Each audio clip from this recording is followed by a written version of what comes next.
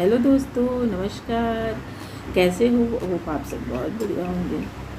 आज मैं आपको घमंडी कौवा की कहानी सुनाने जा रही हूँ।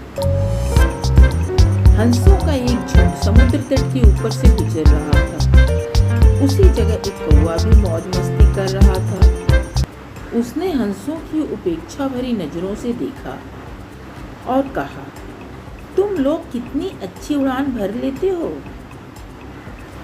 तुम लोग और कर ही क्या सकते हो, बस अपना पंख फड़फड़ाकर उड़ान भर सकते हो। क्या तुम मेरी तरह फुर्ती से उड़ सकते हो? मेरी तरह हवा में कलाबाजियां दिखा सकते हो? नहीं, तुम तो ठीक से जानते भी नहीं कि उड़ना किसे कहते हैं। कौवे की बात सुनकर एक वृद्ध हंस बोला, ये अच्छी बात है कि तुम ये सब कर लेते हो, लेकिन तुम्हें इस बात पर घमंड नहीं करना चाहिए। मैं घमंड वमंड नहीं जानता। अगर तुम में से कोई भी मेरा मुकाबला कर सकता है तो सामने आओ और मुझे हरा कर दिखाओ। एक युवा नर हंस ने कौवे की चुनौती स्वीकार कर ली। यह तय हुआ कि प्रतियोगिता 2 चरणों में होगी। पहले चरण में कौवा अपने करतब दिखाएगा और हंस को भी वही करके दिखाना होगा, और दूसरे चरण में कौवे को हंस के करतब दोहराने होंगे। प्रतियोगिता शुरू हुई। पहले चरण की शुरुआत कौवे ने की और एक से बढ़कर एक कलाबाजियां दिखाने लगा। वह कभी गोल गोल चक्कर खाता तो कभी जमीन छूते हुए ऊपर उड़ जाता। वही हंस उसके मुकाबले कुछ खास नहीं कर पाया।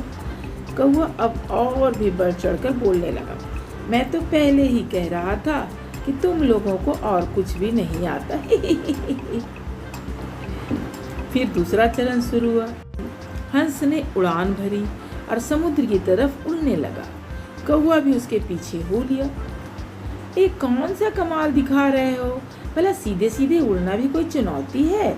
सच में तुम मूर्ख हो, कौवा ने कहा। पर हंस ने कोई जवाब नहीं दिया और चुपचाप उड़ता रहा। धीरे धीरे वे जमीन से बहुत दूर होते हो गए और कौवे का बड़बड़ाना भी कम होता गया और कुछ देर में बिल्कुल ही बंद हो गया। कौवा बुरी तरह थक चुका था, इतना कि अब उसके लिए खुद को हवा में रखना भी मुश्किल हो रहा था और वो बार बार पानी के करीब पहुंच जा रहा था। हंस कौवे की स्थिति समझ रहा था, पर उसने अनजान बनते हुए कहा, तुम बार बार पानी क्यों छू रहे हो? क्या ये भी तुम्हारा कोई कर्तव्य है? कौवा बोला, नहीं नहीं, मुझे माफ़ कर दो, मैं अब बिल्कुल थक चुका हूँ और यदि तुमने मेरी मदद नहीं की तो मैं यहीं दम तोड़ दूंगा। मुझे बचा लो, मैं कभी घमंड नहीं दिखाऊंगा। हंस को कौवे पर दया आ गई। उसने सोचा कि चलो, कौवा सबक तो सीख ही चुका है, अब उसकी जान बचाना ही ठीक होगा, और वह कौवे को अपने पीठ पर बैठाकर वापस तट की ओर चल पड़ा।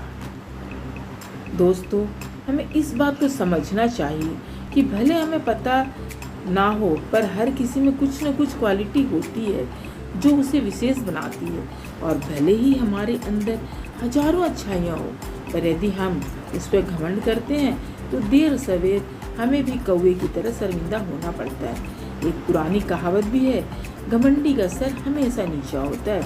इसलिए ध्यान रखिए, कहीं जाने अनजाने आप भी कौवे वाली गलती तो नहीं कर रहे हैं। अगर नहीं कर रहे हैं तो हमारे चैनल को लाइक एंड सब्सक्राइब जरूर करें। धन्यवाद।